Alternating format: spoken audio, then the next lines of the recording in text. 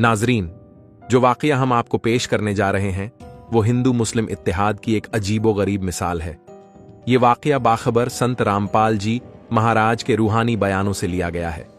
उस दौर की बात है जब खुदाए कबीर रहमतुल्लाह अलैह इस जमीन पर अपने जिस्म ए मुबारक के साथ तशरीफा फरमा थे।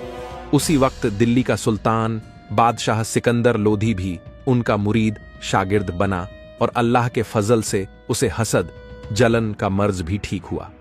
खुदावंद कबीर साहेब अलैहिस्सलाम ने इरशाद फरमाया, हिंदू मुस्लिम दो नहीं भाई, दो समझे सो जहन्नुम में जाई।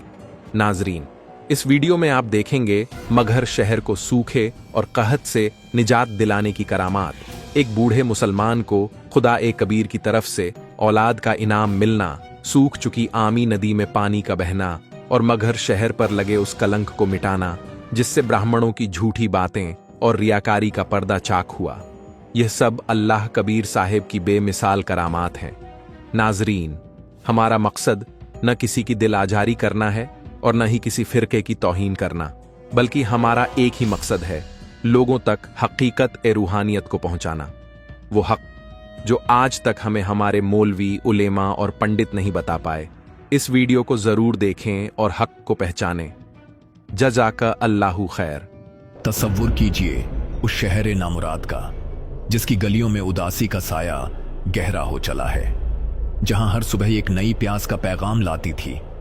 जमीन की कोख बंजर हो चली है और आसमान से रहमत का खतरा भी नहीं टपकता। औरतों के चेहरे जर्द थे जैसे सदियों के गम ने उनकी रंगत छीन ली हो। बच्चों के नाजुक होंठ प्यास से सूख गए हैं और बुजुर्गों की कमरें उम्मीद के बोझ से झुकी हुई हैं। हर सूना आंगन एक वीरान कहानी सुनाता था, हर बुझा चूल्हा एक खामोश नोहा था। फजा में सिर्फ शिकवा था, होंठों पर फरियाद और आसमान की तरफ उठते हुए बेबस हाथों की तस्वीर। पानी जो हयात का चश्मा है उस सरजमीन से रूठ गया था। कुएं सूख चुके थे, तालाबों में रेत उड़ती थी और दरियाएं अपनी रवानी भूलकर रेत के टीलों में गुम हो गई थीं। हर जानिब प्यास का आलम था, जैसे जमीन भी सदियों से प्यासी हो। परिंदों ने उड़ान भरनी छोड़ दी थी, दरख्तों के पत्ते मुरझा गए थे और हवा में मौत की सर्द लहज थी। माना जाता है कि इस शहर बेकस पर कहर नाजिल हुआ था। दानिशमंदों ने, काहिनों ने, सितारों के जानने वालों ने पेशीन गोई की है कि 2 बरस तकदीर की जबीं पर यही सितम लिखा है। बारिश का कोई इम्कान नहीं, कहत का यह दौर दराज होगा और इस शहर की किस्मत में सिर्फ आंसू और आहें लिखी हैं। हर सुबह एक नई मुसीबत लेकर तुलू होती है और हर शाम मायूसी की गहरी चादर ओढ़ लेती है। लोगों के दिलों में दहशत थी, रूहें कांप रही थीं और हर आने वाला लम्हा एक अजाब से कम न था। ये मगहर है, उस बदकिस्मत बस्ती का नाम जहां जिंदगी हर लम्हा मौत से करीब तर होती जा रही है। मगहर जो आज गोरखपुर शहर से कुछ ही कोस के फासले पर वाक़ था, उस वक्त एक नाजुक दौर से गुजर रहा। इस शहर की बागडोर बादशाह बिजली खां पठान के हाथों में थी, एक जबरदस्त हुक्मरान जिसकी तलवार की झड़प से दुश्मन कांपते थे। मगर इस कुदरती आफत के आगे उनकी सारी सल्तनत बेबस नजर आ रही थी। उनके शाही खजाने खाली हो चुके थे, उनकी फौजें लाचार थीं और उनकी तदबीरें इस नाजुक घड़ी में कारगर साबित नहीं हो रही थीं। बादशाह का दिल अपनी रियाया की तकलीफ देखकर गम से चूर था, मगर उनके पास इस अजाब का कोई दरमान न था। माजी के झरोकों से झांकें तो मगहर में हिंदू और मुसलमानों की आबादी तकरीबन बराबर थी। शदीद कहत से आमी दरिया जो इसके पहलू से बहती थी वह भी सूख गई। इस मुसीबत से निजात पाने के लिए हिंदू और मुसलमानों ने अपनी अपनी रस्मों और इबादतों का सहारा लिया, मगर सारी कोशिशें बेसूद साबित हुई। बादशाह बिजली खां पठान अपनी आवाम की परेशानी देखकर और भी ज्यादा गमगीन हो गया। उसने हिंदू और मुस्लिम उलमा से दुआएं करवाईं, नजर और नियाज की, लेकिन फलक का दिल न पिघला और अब इस इलाके में इतना जखीरा मौजूद नहीं है जो लोगों की प्यास बुझा सके। उस वक्त मगहर के बाशिंदों के कुछ अजीज व अकारिब ने उन्हें खुदा कबीर जी की शान में कुछ अर्ज किया कि जाते बारी ताला हैं, कुदरत कामिला रखते हैं, वो जो चाहें कर सकते हैं, उनसे इल्तिजा करो। इन लोगों ने इस मसले पर नवाब से गुफ्तगू की। बिजली खां पठान ने काशी के राजा बीरदेव सिंह बघेल को एक खत रवाना किया, जिसमें उन्होंने अपनी सरजमीन पर पानी की किल्लत की भयानक सूरत हाल बयान की। उन्होंने तहरीर किया, अर्ज है हजरत आला महाराज श्री बीरदेव सिंह बघेल हुक्मरान काशी की खिदमत में। हमने काशी के एक बुजुर्ग कबीर साहिब जी के बारे में सुना है जो इस मुश्किलात को दूर कर सकते हैं। करम फरमाकर उस पाक हस्ती को मगहर तशरीफ लाने की दावत दीजिए। यहाँ बारिश का कोई निशान नहीं है। आपका खाकसार व फरियादी बिजली खां पठान बादशाह ए मगहर। बीरदेव सिंह बघेल जो पहले ही खुदावंद कबीर साहिब के दामने अक़दस से वाबस्ता हो चुके थे, उनके फैज़ सोहबत से मुस्तफीज थे और कवानीन इलाही से आगाह थे, ने जवाब इनायत फरमाया। बिजली खां पठान, आप फरमा रहे हैं कि आप प्यास से बेहाल हैं और उस बुजुर्ग को हुक्म से तलब कर रहे हैं। आपको खुद उनकी बारगाह में हाजिर होकर रहमत की इल्तिजा करनी चाहिए। अगर मैं उन्हें हुक्म से रवाना भी कर दूं और उन्होंने आप पर फजलो करम न फरमाया तो यह सब ला हासिल होगा। वह आला तरीन वली हैं, अल्लाह के महबूब बंदे हैं। आपका सखा और शुभचिंतक बीरदेव सिंह बघेल, काशी नरेश। बिजली खां पठान इस नसीहत को समझ गए। उन्होंने उन सिपाहियों से दरियाफ्त किया जो उनका खत लेकर काशी गए थे, क्या तुमने वहाँ किसी और शख्स से भी मालूमात हासिल की? वह बुजुर्ग कैसे हैं? सिपाहियों ने अर्ज किया, हमने जिससे भी पूछा सबने यही कहा कि वह खुद साहिब कुदरत है। जिस पर भी वह अपनी रहमत की नजर करते हैं उसकी तमाम मुसीबतें रफा हो जाती हैं। तब बिजली खां पठान अपने लश्कर के साथ काशी की जानिब रवाना हो गए। बिजली खां पठान जब काशी पहुंचे तो बीरदेव सिंह बघेल के हमराह खुदावंद कबीर साहिब की खिदमत में हाजिर हुए, जो अपनी सादा सी झोपड़ी में आराम फरमा रहे थे। बीरदेव सिंह बघेल ने खुदावंद कबीर के सामने अदब से सर झुकाया। बिजली खां पठान ने खुदावंद कबीर जी को अपनी परेशानी से आगाह किया। कबीर साहिब ने इरशाद फरमाया, तो आपको औलिया ए किराम और सूफिया ए इज़ाम की बारगाह में जाना चाहिए। मैं तो एक कमतर मजदूर हूँ और बस अल्लाह की इबादत करता हूँ। बिजली खां पठान ने अर्ज किया, हमने बहुत से दूसरे बुजुर्गों के दरवाजे पर दस्तक दी और हिंदू और मुसलमान उल्मा से बहुत सी रूहानी रस्में करवाईं, लेकिन किसी से कोई फायदा नहीं हुआ। मेहरबानी करके आप हम पर अपनी नजर करम फरमाएं। कबीर साहिब ने फरमाया, मैं तो सिर्फ अल्लाह का एक अदना सा बंदा हूँ और बस उसी से दुआ करूँगा अगर वह मेरी सुन ले। बिजली खां पठान ने कबीर साहिब से एक घोड़े पर सवार होने की इल्तिजा की। कबीर साहिब घोड़े पर तशरीफ फरमा हुए और बिजली खां पठान के साथ मगहर की तरफ रवाना हो गए। मगहर से तकरीबन 25 किलोमीटर के फासले पर वाक़े गोरखपुर शहर में संत गोरखनाथ का बड़ा दबदबा था। गोरखनाथ पितरलोक में मुकीम होने के बावजूद इस बात से अंदेशा नाक हुए कि उनके इलाके में किसी और बुजुर्ग की शोहरत बढ़ेगी। इस ख्याल के तहत गोरखनाथ ने एक साधु वली की सूरत इख्तियार करके मगहर के करीब कबीर साहिब के रास्ते में एक छोटे से खुश्क तालाब के किनारे बैठ गए। कबीर साहिब ने गोरखनाथ को देखा। वह उनके मकसद से वाकिफ थे। वह यह भी जानते थे कि बिजली खां पठान और दीगर लोग भी उन्हें देख रहे हैं और वह यह सोचेंगे कि अगर कबीर साहिब यह काम नहीं कर सके तो वह उस साधु से दरख्वास्त करेंगे और इस तरह वह उनसे फैज हासिल नहीं कर सकेंगे, क्योंकि जब तक हम पूरी तरह से खुदा कबीर के मुरीद नहीं होते वह हमारी मदद नहीं कर सकते। इसी गरज से कबीर साहिब ने सोचा, चलो इन्हें गोरखनाथ से भी सैराब होने दो। कबीर साहिब ने फरमाया, देखो बिजली खां, यह बुजुर्ग यहाँ बैठे हैं, इनसे दुआ करो। बिजली खां, यह बड़े वली हैं, ये जो चाहें कर सकते हैं। तुम इतनी दूर काशी क्यों गए जब वली तुम्हारी बस्ती में ही मौजूद था? औलिया को पहचानना सीखो। बिजली खां अपने घोड़े से उतर गए और गोरखनाथ से अपनी परेशानी हल करने की इल्तिजा की। गोरखनाथ खुश्क तालाब के अंदर चले गए और अपना त्रिशूल जमीन में गाड़ कर निकाला।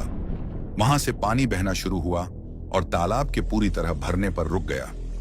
कबीर साहिब ने फरमाया, देखो बिजली खां, तुम इतनी दूर काशी कहाँ गए थे? यह बुजुर्ग तो तुम्हारे इतने करीब बैठे थे, अब तुम्हारी मुश्किल हल हो गई है। बिजली खां ने अर्ज किया, नहीं सरकार, इस पानी से तो हमारे जानवर भी एक वक्त के लिए सैराब नहीं हो सकते। मेहरबानी करके यहाँ बारिश करा दीजिए, तभी हम सैराब हो सकेंगे।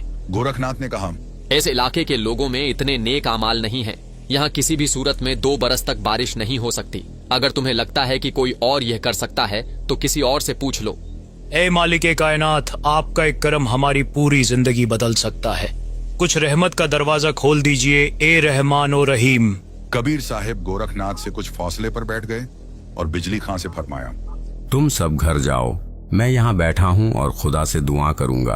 बुजुर्गों के फरमान पर अमल करते हुए वह मगहर की तरफ रवाना हो गए।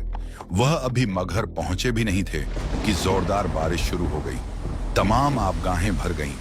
पूरे मगहर के बाशिंदों के दिलों में एक नई रोशनी और इश्क की लहर दौड़ गई। सभी लोग रब्बुल आलमीन खुदावंद कबीर जी के इस करामाती मंजर को देखकर हद से ज्यादा मुतासिर हो गए और उनका तस्बीह तकदीस करते हुए उस मुकद्दस जगह की तरफ रवाना होने लगे जहां खुदावंद कबीर जी पहले से ही तशरीफ फरमा थे। वहीं दूसरी जानिब इस नूरानी करामात को देखकर गोरखनाथ सन्न रह गए। उनके दिल में हैरत और शर्म का तूफान उठ खड़ा हुआ और वह वहां से रुखसत होने लगे। गोरखनाथ का जिस्म बारिश के पानी से तरबतर हो चुका था, लेकिन खुदावंद कबीर जी जिस जगह तशरीफ फरमा थे वहां बारिश की एक बूंद तक न पहुंची। वो मकाम मुकम्मल तौर पर खुश्क और महफूज रहा। खुदावंद कबीर जी के पास तकरीबन 5-5 कदम के फासले तक की तमाम जमीन, तालाब और दरिया का किनारा पानी से लबालब हो गया था, लेकिन उनके इर्द गिर्द हर चीज अल्लाह की हिफाजत में रही। वह बारिश 2-3 घंटे में रुक गई। इस रूहानी करिश्मे को देखकर तमाम अहले मगहर दौड़ दौड़ कर वहां पहुंचे और रब्बुल इज्जत के इस नुमाइंदा की बारगाह में शुक्रिया अदा करने लगे। तब कबीर साहिब ने उनसे पूछा, तुम कौन राम का जपते जापम, तात कटे न ये तीनों तापम। तुम किस अल्लाह की इबादत करते हो जो तुम्हें 3 तापों से भी नहीं बचा सका। फिर कबीर साहिब ने अपने रूहानी खुतबात इरशाद फरमाए और उन्हें सच्ची इबादत करने की तलकीन की। बहुतों ने उनकी पनाह ली। उन्होंने फरमाया, भाई क्या मांगो कुछ थिर न रहाई, देखत नैन चला जग जाई। 1 लख पूत 1.25 लाख नाती, उस रावण के दीवान बाती। तुम खुदा से क्या तलब करते हो? जिनके औलाद नहीं है वह ज्यादा से ज्यादा एक बच्चा मांग सकते हैं। रावण के 1 लाख बेटे और 1.25 लाख पोते थे, लेकिन उनमें से कोई भी बाकी न रहा। कबीर साहिब अपने मुरीदीन को अपनी इबादत में मजबूत रखने के लिए अक्सर मगहर तशरीफ ले जाते थे। वहां एक 60-65 बरस का मुसलमान जुलाहा था। वह जोड़ा बे औलाद था। वह बुजुर्ग अक्सर कबीर साहिब से औलाद की दुआ करते थे। कबीर साहिब ने फरमाया, अगर तुम सिर्फ यही मांगते हो तो ठीक है, तुम्हें एक बच्चा मिलेगा। 10वें महीने ही उन्हें एक बच्चा नसीब हुआ। आज वहां उस बुजुर्ग की नस्ल से एक पूरी बस्ती आबाद है जो मोहल्ला कबीर करम के नाम से मशहूर है, यानी कबीर की रहमत से आबाद हुई एक बस्ती। सदगुरु रामपाल जी महाराज एक मर्तबा अपने बहुत से मुरीदीन के साथ वहां तशरीफ ले गए। वहां एक शख्स उनसे मिला जिसने अर्ज किया, हमारी नस्ल कबीर साहिब की मेहरबानी से चल रही है। हमारे दादा उनकी दुआ से पैदा हुए थे। कबीर साहिब ने उस बुजुर्ग को औलाद अता फरमाई और वहां इतनी जोरदार बारिश नाजिल फरमाई। मुकद्दस संत गरीबदास फरमाते हैं, मासा घटे न तेल बधे, विदना लिखे जो लेख। सच्चा सतगुरु मेट कर, ऊपर मार दे मेख। इधर दूसरी ओर ब्राह्मणों ने काशी शहर में एक शोर बरपा कर रखी थी कि जिसकी रूह काशी की सरजमी पर परवाज करेगी वह जन्नत के फिरदौस में मकाम पाएगा, और जिसकी मौत मगहर की खाक में वाक़े होगी वह जहन्नुम के अजाब से 2-4 होगा। उन्होंने मुरीदीन के कान में यह बात फूंकी कि मगहर की सरहद से भी दूर रहें। दौलतमंद बनियों ने अपने बूढ़े माँ बाप के इसरार पर उन्हें आखिरी सांसें लेने के लिए काशी की तरफ रुखसत करना शुरू कर दिया।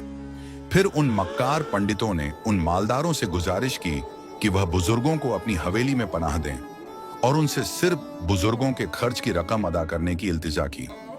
बेशक उन्होंने जरूरत से कहीं ज्यादा माल उजर तलब किया और इस तरह लालच के मारे उनके आस्थानों पर 5-6 बुजुर्गों का जमघटा लग गया जिनकी देखभाल करना दुश्वार था। ऐ नाजरीन, बुढ़ापे की यह नाजुक घड़ी होती है कि बुजुर्गों के लिए खुद से उठना बैठना या वाजह तौर पर सोचना भी मुहाल हो जाता है। नतीजतन वह बेबस जहां कहीं भी फरागत हासिल करते, थूकते या पेट खाली करते। इस सूरत हाल ने उन झूठे ब्राह्मणों को आजुर्दा खातिर कर दिया। उन्होंने इस नागवार सूरत हाल से छुटकारा पाने की एक तदबीर सोची। उन्होंने दोबारा अफवाह उड़ाई, खुदा गंगा घाट पर एक आरा करोत नाजिल फरमाता है, जो कोई जल्द जन्नत में दाखिल होना चाहता है वह हमें मुअय्यना रकम अदा करके अपना सर कलम करवा सकता है। जी हाँ, उन्होंने इंसानी सरों को काटने का बाजार गर्म कर दिया। भोले भाले मुरीदीन अपने बच्चों से मालो झर मांगकर खुद को मौत के घाट उतारते रहे, जबकि कबीर साहब का फरमान था, सही तरीके से इबादत करना लाजिम है। फिर जिसने भी दुरुस्त इबादत की है वह जहाँ कहीं भी रुखसत हो वह सिर्फ उसी मकाम पर पहुंचेगा जिसकी उसने परस्तिश की है। लेकिन हम उनकी सदा क्यों सुने? हम तो अब भी उन झूठे ब्राह्मणों के फरेब में गिरफ्तार थे। अपनी पाक रूहों को अपने कलाम पर यकीन दिलाने के लिए कबीर साहब ने मगहर ही से सतलोक की तरफ कूच करने का इरादा फरमाया। कबीर साहब ने तमाम ब्राह्मणों, पंडितों, मुल्लाओं, काजियों और नजूमियों को भी दावत दी ताकि वह अपनी कुतुब वगैरह की जांच करें और सादा लौह मुरीदीन को इस हकीकत से आगाह करें कि कबीर साहब इस आलम फानी से रुखसत होने के बाद कहां तशरीफ ले जाएंगे। कबीर साहब हजारों तमाशाइयों के हमराह 3 दिनों में पैदल चलकर मगहर पहुंचे। बिजली खां पठान को उनके आने की इत्तला पहले ही दी जा चुकी थी। उन्होंने जरूरी इंतजामात कर लिए थे। बिजली खां पठान ने सोचा कि कबीर साहब के विसाल के बाद उन्हें उनकी तजहीज ओ तकफीन सिर्फ इस्लामी उसूलों के मुताबिक कराने के लिए जद्दोजहद करनी पड़ेगी, भले ही इसके लिए हिंदुओं से जंग क्यों न करनी पड़े। इसीलिए उन्होंने अपनी फौज भी तैयार कर रखी थी। दूसरी तरफ काशी के राजा बीरदेव सिंह बघेल के दिल में भी ऐसा ही ख्याल था कि रूहानी जिस्म की आखिरी रसूमात हिंदू रस्म और रिवाज के मुताबिक अदा की जाए। इसीलिए वह भी अपनी फौज लेकर मगहर पहुंचे थे। जब कबीर साहब मगहर तशरीफ लाए तो बिजली खां पठान ने अपने मुर्शिद कामिल से दरियाफ्त किया कि क्या वह लंबे सफर के बाद गुस्ल फरमाना पसंद करेंगे। नाजरीन को मालूम होगा कि काशी से मगहर का फासला तकरीबन 200 किलोमीटर है और पैदल सफर करने में 3 दिन से ज्यादा वक्त लगता है। इस पर कबीर साहब ने बहते पानी में गुस्ल करने की ख्वाहिश जाहिर फरमाई। बिजली खां ने आजिजी से अर्ज किया, करीब में कोई बहती हुई नदी नहीं है और वाहिद नदी आमी भी भगवान शिव के बद्दुआ की वजह से खुश्क हो गई है। आपके खादिम ने कुछ पानी का बंदोबस्त किया है, आपके गुस्ल का इंतजाम है। आपके साथ आए हुए लोगों के नहाने के लिए पानी नहीं है, लेकिन आपके खादिम ने उन सबके पीने के पानी का इंतजाम बाहर से कर दिया है। कबीर साहब ने बिजली खां को उन्हें नदी के किनारे ले जाने की नसीहत की। वह आमी नदी के किनारे पहुंचे। कबीर साहब ने इशारा फरमाया और नदी पानी से लबालब बहने लगी। कबीर साहब ने अपने तमाम मुरीदीन के साथ आमी नदी में गुस्ल फरमाया। नाजरीन की मालूमात के लिए आमी नदी आज भी बह रही है। वहां मौजूद हर शख्स ने इस मौके को सराहा और अपने मुर्शिद बरहक को मुबारकबाद पेश की। इसके बाद कबीर साहब उस मुकाम पर तशरीफ ले गए जहां से उन्हें आलम फानी से रुखसत होना था। कबीर साहब ने 2 चादरें मंगवाई, एक बिछाने के लिए और दूसरी अपने रूहानी जिस्म को ढांकने के लिए। मुरीदीन ने उस चादर को अकीदत से फूलों से ढांक दिया जिस पर खुदावंद बैठने वाले थे। कबीर साहब उस चादर पर जलवा अफरोज हुए और बीरदेव सिंह बघेल और बिजली खां पठान से सवाल किया कि वह अपनी फौजें साथ क्यों लाए हैं। दोनों में से कोई भी अपने इरादे का जवाब न दे सका और सर झुका ली। दीगर हिंदू और मुसलमानों ने कहा कि वह उनके रूहानी जिस्म की आखिरी रसूमात अपने मजहब के मुताबिक अंजाम देंगे, वरना वह जंग करेंगे। कबीर साहब ने उन्हें मलामत की, ओ नालायक हो, क्या मैंने तुम्हें 120 बरस में सिर्फ यही सिखाया? क्या तुम अब भी हिंदू और मुसलमानों को अलग समझते हो? खबरदार, अगर तुमने जंग की, चादर के नीचे जो कुछ भी पाओ उसे आधा आधा तकसीम कर लेना, लेकिन झगड़ना नहीं मेरे बच्चों। हिंदू और मुसलमान अब भी जंग करने पर अड़े हुए थे। कुल आलिम कबीर साहब ये जानते थे। वह फूलों पर लेट गए और दूसरी चादर से अपने आप को ढांक लिया। अजीम संत गरीबदास जी महाराज अपने मुकद्दस कलाम में इरशाद फरमाते हैं, तावा चादर फूल बिछाए, सिज्जा छोड़ सतलोक सदाए, 2 चादर 2 दिन उठाए, ताके मद कबीर न पाए। दूसरी वाणी में गरीबदास जी महाराज ने लिखा है, भाई चादर फूल बिछाए सतगुरु, देख सकल जिहाना हो। चादर फूल बिछाए सतगुरु, वो देखे सकल जिहाना हो। चार दाग से रहत जुलाहा, चार दाग से रहित जुलाहा, वो अवगत अलख अमाना हो। वहीं अजीम संत मलुकदास महाराज ने भी खुदावंदे कबीर साहिब के जलवे का कुछ यूं बयां किया है। काशी तज गुरु मगहर पहुंचे दोनों दीन के पीर, काशी तज गुरु मगहर आए दोनों दीन के पीर। कोई गड्ढे कोई अग्न जरावे नेक न धरते दीर, कोई गड्ढे कोई अग्न जरावे नेक न धरते दीर। चार दाग से सतगुरु न्यारे अजर अमर शरीर। कुछ देर बाद कबीर साहब ने आसमान से फरमाया, चादर उठाओ, तुम्हें वहां मुर्दा नहीं मिलेगा। ओ ब्राह्मणों, अपनी किताबें देखो और मासूम मुरीदीन को बताओ कि मैं कहां जा रहा हूं, जहन्नुम में या जन्नत से भी ऊपर। और बच्चों, जो कुछ भी तुम्हें वहां मिले उसे हिंदू और मुसलमानों में आधा आधा बांट लेना और झगड़ना नहीं। सबकी निगाहें आसमान की जानिब उठ गईं, जहां नूर का एक अजीम गोला धीरे धीरे बुलंदियों की तरफ रवां था। वह मंजर ऐसा दिलकश था कि पलकें झपकाना भी गवारा न था। जब वह नूरानी मंजर ओझल हो गया तो निगाहें फिर उस चादर की तरफ लौटीं जो अभी तक फूलों से अटी पड़ी थी। जब चादर हटाई गई तो वहां कबीर साहिब के रूहानी वजूद की शक्ल में खुशबूदार फूलों का एक अंबार था। उस नजारे ने दिलों को अजीब कैफियत से भर दिया। यह देखकर दोनों शहंशाहों की आंखें पुरनम हो गईं और वे एक दूसरे के गले लगकर फूट फूट कर रोने लगे। उनके साथ मौजूद तमाम हिंदू और मुसलमान भी एक दूसरे से लिपट गए। उनकी आहो बुका ऐसी थी जैसे किसी छोटे बच्चे के माँ बाप दोनों इस दुनिया से रुखसत हो गए। वे अपने आप को मलामत कर रहे थे कि जमीन पर अपने आखिरी अय्याम में भी वे उस पाक हस्ती को शाद नहीं कर सके। उनकी आंखों से अश्कों की ऐसी रवानी थी जैसे किसी ने बादलों का मुंह खोल दिया हो। हिंदुओं ने एक चादर उठाई और मुसलमानों ने दूसरी। वह खुशबूदार फूल जो उस पाक जिस्म की शक्ल में थे आधा आधा तकसीम किए गए और दोनों फरीकों को सौंप दिए गए। कबीर साहिब के मुरीद बिजली खां पठान ने अपनी सखावत का इजहार करते हुए मगहर की उस मुबारक जमीन पर 500 बीघा अराजी हिंदुओं और मुसलमानों दोनों को अता फरमाई। हिंदुओं ने उन मुकद्दस फूलों को अपनी रवायत के मुताबिक आग के हवाले किया और मुसलमानों ने उन्हें कुछ फासले पर अदब व एहतराम से दफन कर दिया। बिजली खां पठान ने वहां एक यादगार तामीर करवाई जो एकता और मोहब्बत की अलामत बनी। उस यादगार में हिंदुओं के लिए एक मंदिर था जहां उन्होंने अपनी धार्मिक रसूमात अदा की और मुसलमानों के लिए एक मस्जिद जहां उन्होंने अपनी मजहबी रवायत के अनुसार आखिरी रस्म अंजाम दी। उस मंदिर और मस्जिद के बीच एक छोटा सा दरवाजा था और वहां किसी किस्म की कोई रुकावट या पाबंदी न थी। हर कोई अपनी मर्जी से किसी भी इबादत गाह में जाकर अपनी अकीदत का इजहार कर सकता था। अजीम संत गरीबदास ने इस आलम रूहानी दास्तान को अपने इस पुरअसर कलाम में कितनी दिलनशीं अंदाज में पिरोया है, सुनिए।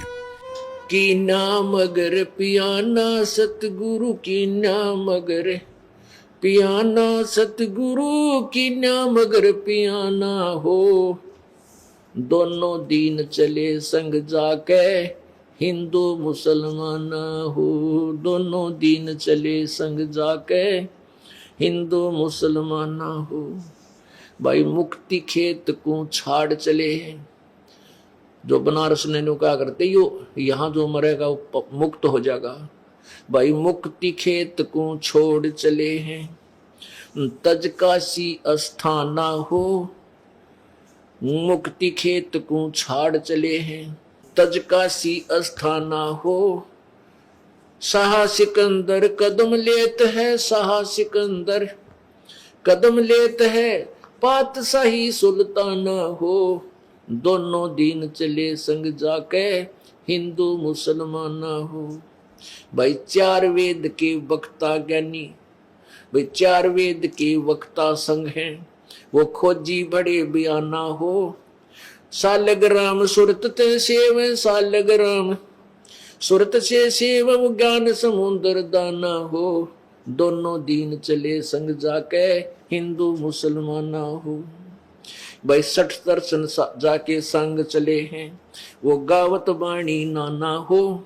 अपना अपना इष्ट संभाले, अपना अपना इष्ट संभाले, वो बच्चे पोथी पाना हो। दोनों दीन सले संग जाके हिंदू मुसलमान हो।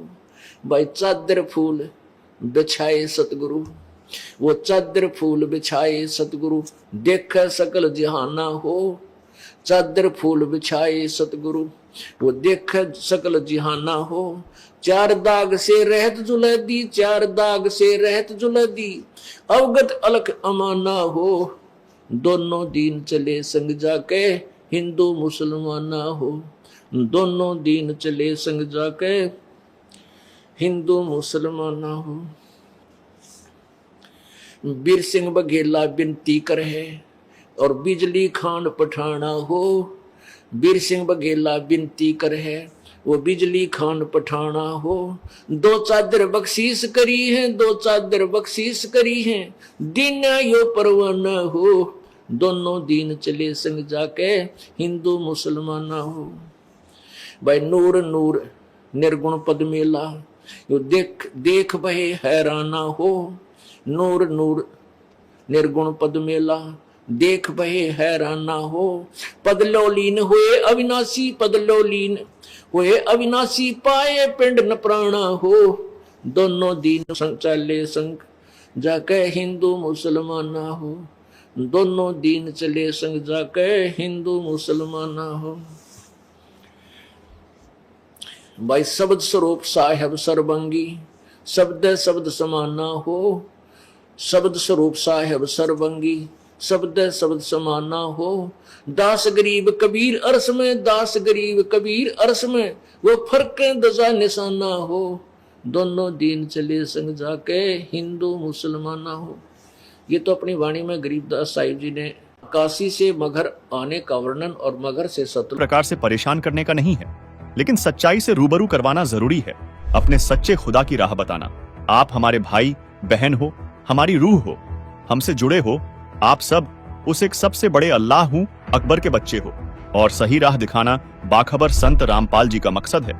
नाजरीन, उम्मीद है आप जरूर हमारे निस्वार्थ और परमार्थ के कार्य को मानोगे, समझोगे और अपना कल्याण करवाओगे।